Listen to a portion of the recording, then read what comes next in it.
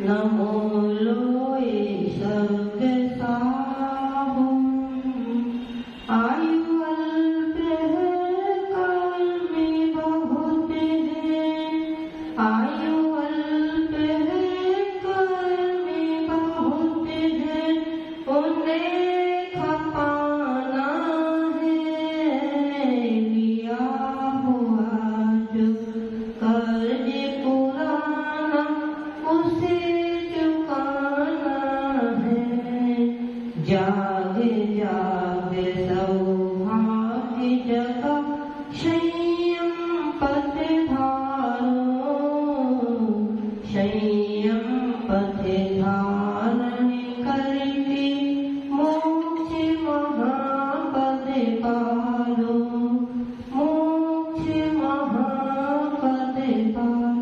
बोलो 1000 देवादिदेव श्री आदिनाथ भगवान की, अंतिम शासनाय भगवान श्री महावीर स्वामी की, गुरु नाम गुरु आचार्य भगवान श्री आदि सागर महावीर की, विमल सागर सन्मति सागर विलास सागर विशुद्ध सागर जी महामुनि राजों की।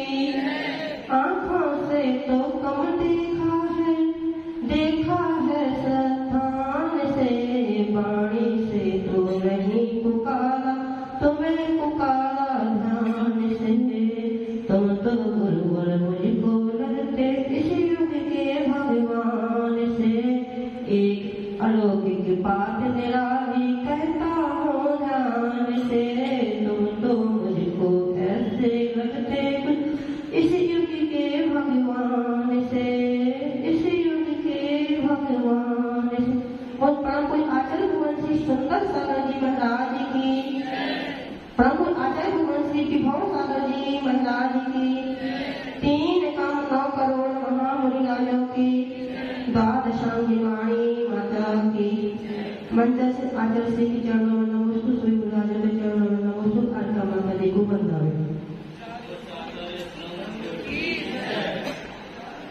अभी आप लोगों ने 15 तारीख को क्या मनाया था? स्वतंत्रता दिवस, है ना? 15 तारीख को आपने स्वतंत्रता दिवस मनाया था। कौन सा? 77वां। 76 साल हो गए आपको स्वतंत्र हुए। कितने साल हो गए? 76 साल आपको स्वतंत्र हुए हो गए। क्या आप सभी स्वतंत्र हैं? काय का स्वतंत्रता दिवस? सिर्फ हमने झंडारोहण कर लिया, बच्चों को बुला लिया, स्कूल चले गए, मिठाइयाँ बांट दी, हमने आपस में मना लिया कि आज स्वतंत्रता दिवस है। और 76 साल पहले आज के ही दिन हम स्वतंत्र हुए। बस इतना सोच लिया और हमारा स्वतंत्रता दिवस निकल गया। पवन जी, आप स्वतंत्र हैं? वैसे स्वतंत्र कैसे? वैसे का मतलब हमें समझ में नहीं आया। कैसे स्वतंत्र हो, कैसे परतंत्र? स्वतंत्र ही है। यदि आप अभी अपनी दुकान पर हैं, कहाँ है? मान लो अभी आप दुकान पर हैं और रक्षाबंधन का सीजन चल रहा है और बहुत ज्यादा भीड़ है, और तभी यहाँ से उमंग भैया फोन लगा दे, पवन जी आपको तत्काल आचार्य श्री ने बुलाना है। आप बताओ, आप स्वतंत्र है कि परतंत्र है? आचार्य श्री का क्या मान है ये हमें स्वीकार है, लेकिन अभी आप बोलेंगे उमंग भैया आचार्य श्री को बोल दो हम कुछ समय में, क्योंकि आप स्वतंत्र नहीं है। आपको अपने बच्चों से पूछना पड़ेगा कि फोन आए हम जाएंगे। अब बताओ कहाँ स्वतंत्र है? हम 76 साल हो गए स्वतंत्रता मनाते हैं, हम स्वतंत्र हो पाए क्या? फिर क्यों मनाते हैं? कभी हमने ऐसा विचार किया? बस रूढ़ी चली आ रही है कि 15 अगस्त आएगा, हम स्वतंत्रता दिवस मनाएंगे, ध्वजारोहण करेंगे, जो जो प्रोग्राम होते हैं उनको देखने जाएंगे, आप उन प्रोग्रामों में भाग लेंगे। बस इसके अलावा हमारा कोई भी औचित्य नहीं है। मनाना था तो मना लिया, गुरुदेव का स्मरण था, यहाँ पे हमने ध्वजारोहण कर लिया, राष्ट्रगीत कर लिया, हमारा काम समाप्त हो गया। और जब अगली बार तब तक के लिए हम सभी स्वतंत्र हो चुके। यदि हम किसी भी काम को करते हैं, घर में महिलाओं को यदि कहीं जाना हो तो क्या वो अपनी मर्जी से जा सकती हैं? हम स्वतंत्र कहाँ हुए हैं? अंग्रेजों की दासता से तो स्वतंत्र हो गए, लेकिन क्या हम वास्तविकता में हम अपने शरीर से स्वतंत्र हैं? हमारा शरीर भी हमें स्वतंत्र नहीं छोड़ता। तो ना हम अपने शरीर से स्वतंत्र हैं, ना परिवार से स्वतंत्र हैं, ना आसपास से स्वतंत्र हैं। क्यों स्वतंत्र? किसके लिए स्वतंत्र? मात्र हमें अंग्रेजों की गुलाम से, अंग्रेजों की दास्ता से ही स्वतंत्र हुए हैं। हम अभी अपने इस जो जीव है वह स्वतंत्र है। यदि इस जीव को कोई भी कार्य करना हो तो वह दूसरों आपको चलो दुकान छोड़ दो, यदि आपको 1 रुपया भी दान करना है तो आप सोचते हो दान करें कि नहीं करें, पहले हम पूछ लेंगे, फिर तो हम कहाँ स्वतंत्र हुए? हम स्वतंत्र नहीं हैं। बस हम स्वतंत्र हैं, हम क्या बोलते हैं? धर्म करने के लिए स्वतंत्र है। कहाँ स्वतंत्र है? धर्म करने के लिए। धर्म निरपेक्ष राज्य है। हम भारत के वासी हैं और यहाँ का क्या है? धर्म निरपेक्ष राज्य है। हमें जो धर्म करना है उसके लिए हम स्वतंत्र हैं। हम सभी जैन हैं। क्या है? जैन। और हम दूसरे धर्म को भी पालन कर सकते हैं, क्योंकि धर्म निरपेक्ष राज्य है, हम स्वतंत्र हैं। लेकिन कभी हमने यह सोचा कि यदि हम अपने धर्म को छोड़ करके, क्या अपने धर्म को छोड़ करके यदि दूसरे धर्म का पालन करते हैं, इसमें कोई रोकने वाला नहीं है। लेकिन जो हमारा मिथ्यात्व कर्म का है वह तत्काल उदय में आ जाएगा। उसको किसी से पूछने की स्वतंत्र है तो कर्म स्वतंत्र है। जैसे ही हमने अपने भावों को बनाया, अपने परिणामों को बनाया, तो तत्काल खड़े हैं कब आपका स्वागत करें। घर वाले आपका स्वागत करें अथवा ना करें, लेकिन कर्म आपके स्वागत करने के लिए तैयार खड़े हैं, पलक बावड़ी बिछाए तैयार खड़े हैं कि कब आपके भाव बने तो कब हम आप में प्रवेश करें। तो स्वतंत्रता हमारी सिर्फ धर्म निरपेक्ष राज्य की है। और यदि हमने अपने धर्म को छोड़ करके, क्या अपने धर्म को छोड़ करके किसी अन्य धर्म को अपना लिया तो कोई हमें रोकने वाला नहीं है। लेकिन यह कर्म कहता है कि आजा, मैं भी तेरे सामने खड़ा हूं। भाई कमर कस के खड़ा है, और जैसे ही आपने दूसरी जगह मस्तक झुकाया नहीं कि वह बंध गया, और जैसे ही मिथ्यात्व बन गया तो फिर उसको छोड़ना बहुत मुश्किल है, क्योंकि मिथ्यात्व के साथ में अनंतानुवर्ती भी आ जाती है, फिर उसको छोड़ना बहुत मुश्किल है। हम सभी स्वतंत्र हैं, हम सभी स्वतंत्र हैं, लेकिन स्वच्छंद नहीं हैं। हमें आचार्य भगवान ने आदेश दिया है कि तुम्हें इतने इतने इतने कार्य करना है, वह कार्य करने में हम स्वतंत्र, बस वह कार्य हमें स्वच्छंदता पूर्वक नहीं करना है। आचार्य भगवान हम लोगों को क्यों इतना ध्यान रखते हैं? उनको क्या आवश्यकता है कि बाहर पढ़ना होगा, हम लोग कहाँ जा रहे हैं, कहाँ नहीं, पढ़ के चले जाए, उनको क्या आवश्यकता है हम लोग को ध्यान देने? जैसे यदि आप बीमार हो जाए, आपका बच्चा मान लो बीमार है, तो आप क्या करेंगे? क्या करेंगे? उसको दिखाएंगे, उसको दवाई को बच्चा ना खाए तो गुस्सा करेंगे, वो नहीं गुस्सा करने पर भी ना खाए तो उसको मारेंगे भी। पहले तो प्यार से समझाएंगे, फिर गुस्सा करेंगे, फिर मारेंगे, और इसके बाद भी ना खाए तो हम क्या करेंगे? उसको दोनों पैरों को दबा करके हाथ से दबोच के नाक बंद करके, क्या करके, नाक बंद करके जबरदस्ती दवाई खिलाएं। क्यों? कि भाई स्वस्थ हो। तो ऐसे ही हमारे गुरु जी, उनको लगता है कि हम आहार करने निकल जाएंगे तो हमारे बच्चे पता नहीं कहाँ कहाँ जाएंगे। किसी चौके में 4 चले जाएंगे, किसी में भी जाएगा, किसी का चौका। तो वो क्यों ध्यान रखते हैं हम लोग?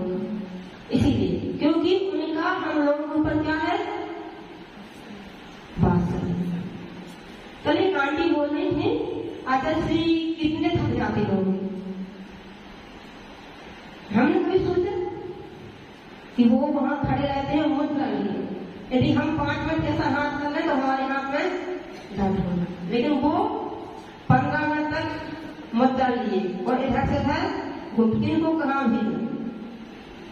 तो उन लोगों के हमसे कोई कुछ मिलता है नहीं, बस यह उनका ही बात कर रहे हैं कि भाई हम सबको व्यवस्थित भेज दें कि इनका आहार भी अच्छा हो जाए। यदि एक चौके में 4 साधु चले गए और मान लो व्यवस्था 2 की है, 3 की है, तो फिर और चौके में श्रावक कम है अगर, तो वो क्या करेगा, खवड़ाएगा। इसलिए जितने चौके हैं सब में व्यवस्थित साधु होंगे।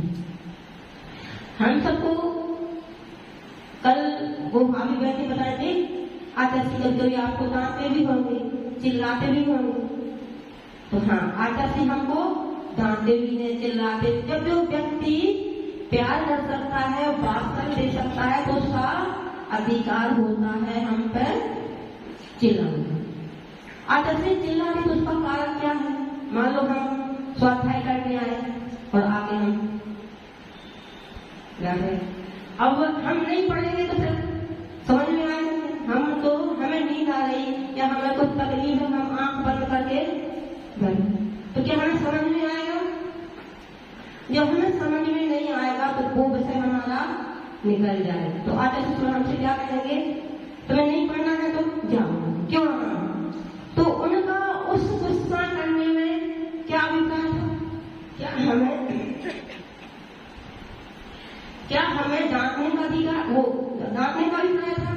उनका अभिप्राय था कि यदि हम अभी नहीं पढ़ेंगे तो वो विषय निकल जाएगा, फिर हम कभी नहीं पढ़ सकते। हमें ध्यान है कि हम स्कूल में पढ़ते थे, हम 10वीं क्लास में थे, तो संस्कृत विषय में एक क्वेश्चन सर ने पढ़ाया, वो हमें समझ में नहीं आया। उसको पहली बार में जब हमें समझ में नहीं आया तो उस क्वेश्चन को हमने कितने लोगों से पूछा, 1-2 बार सर ने भी पढ़ा, लेकिन वह हमें समझ में नहीं आया और आखिर में यह हुआ कि वह पूरी साल निकल गई लेकिन हमें समझ में नहीं आया।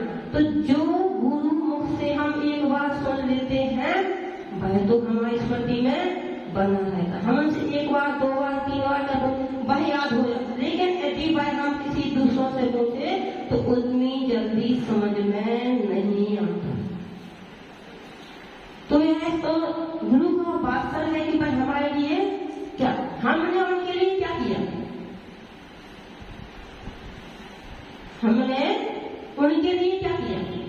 यदि हम क्लास में ना आए ना पढ़े तो उनका क्या जाएगा? लेकिन गुरुदेव कहते हैं कि जिस प्रकार हमने अपने गुरु से पढ़ा, क्या किया, हमने अपने गुरु से पढ़ा और धर्म की प्रभावना, हम यदि पढ़ जाएंगे तो उनका नाम हो यह कोई जरूरी नहीं है। यदि हम पढ़ जाएं और उनका नाम ना करें तो क्या आपको जरूरी है? नहीं। लेकिन उनका यह उद्देश्य भी नहीं है कि हमारे शिष्य पढ़ लिख करके हमारी प्रभावना, उनका एक ही उद्देश्य है कि धर्म की प्रभावना कैसे धर्म आगे बढ़े। उन्हें हमसे कोई प्रलोभन नहीं है, न हम उन्हें कुछ देते हैं, बस उनका एक ही उद्देश्य है धर्म की प्रभावना कैसे। जो सम्यक दर्शन के 8 अंग हैं उसमें से निसंकेत, निकांचित, निर्विशेषता, अमूर्ति, उपगुण, वास्तव प्रभावना और स्थितिकरण, ये 6-8 अंग हैं। बस इन्हीं को पूर्ण करने के लिए वो हम लोगों का इतना ध्यान। यदि आचार्य भगवान हम लोगों का इतना ध्यान न रखे तो वास्तविकता में हम लोग भी आप जैसे ही अनपढ़ बने रहते। वो बार बार क्यों पढ़ाते, क्यों पूरे दिन को स्वाध्याय कराते, क्यों पूरे दिन स्वाध्याय करते? बस एक ही उद्देश्य है कि यदि हम लोगों ने अपने घर होते, हम लोग तो आप जैसे थे, कोई अलग है क्या? आप में और हमें कितना अंतर है? आपने वस्तु को पकड़ के रखा है और उस वस्तु को हमने छोड़ दिया।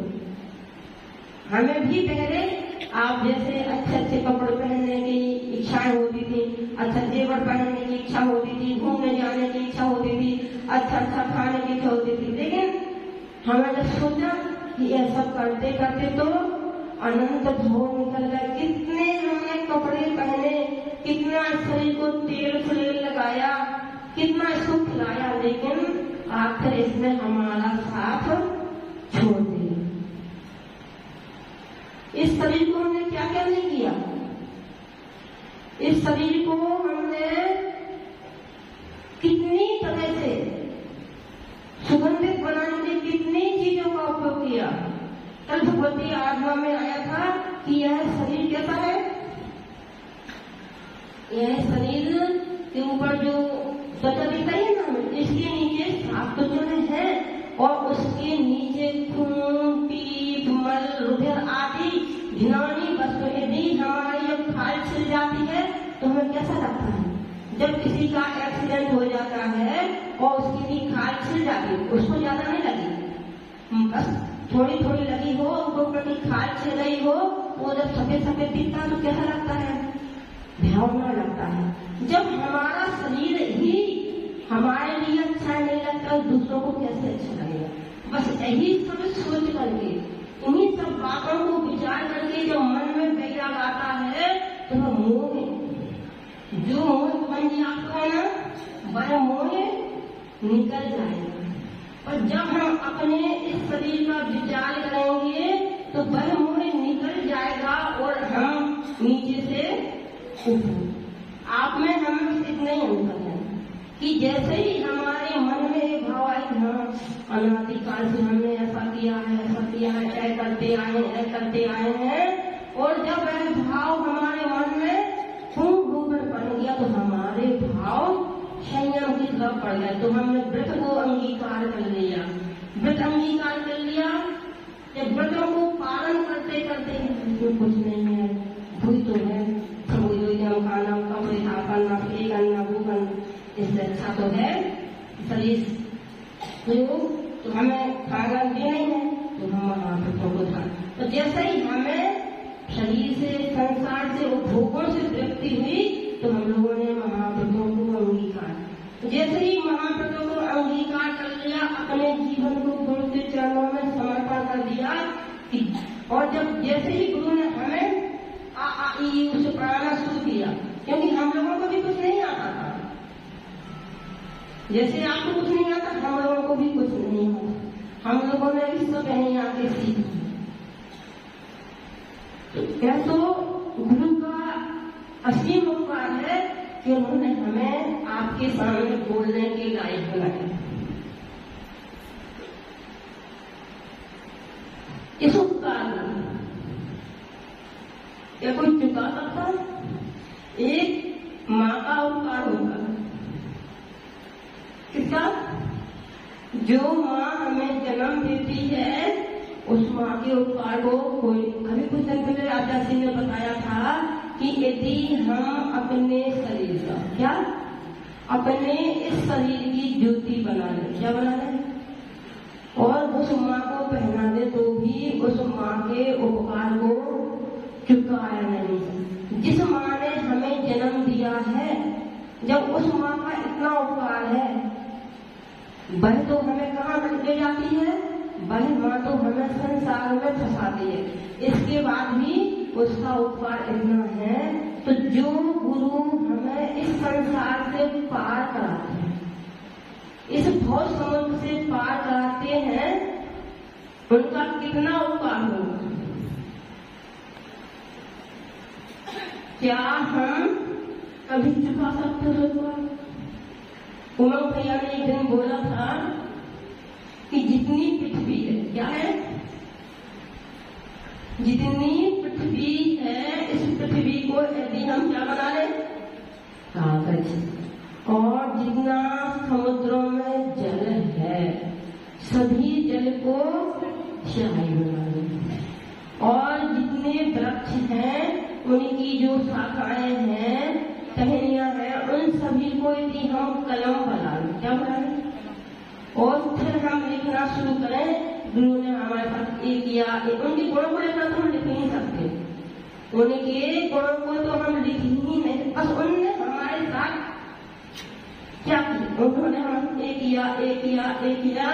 यदि हम उसको लिखना प्रारंभ कर दें तो वह कागज भी समाप्त हो जाएगा, लेकिन हम उनके किए गए उपकारों को नहीं लिख सकते। हमारे शरीर में कितने रोम हैं, 96 करोड़ रोम छिद्र है। हमारे शरीर में जो 96 करोड़ रोम छिद्र है, यदि उन रोम छिद्रों के बराबर भी हम जन्म ले लें तो भी हम उनके उपकारों को चुका नहीं सकते, फिर इस जन्म में तो मुमकिन भी नहीं।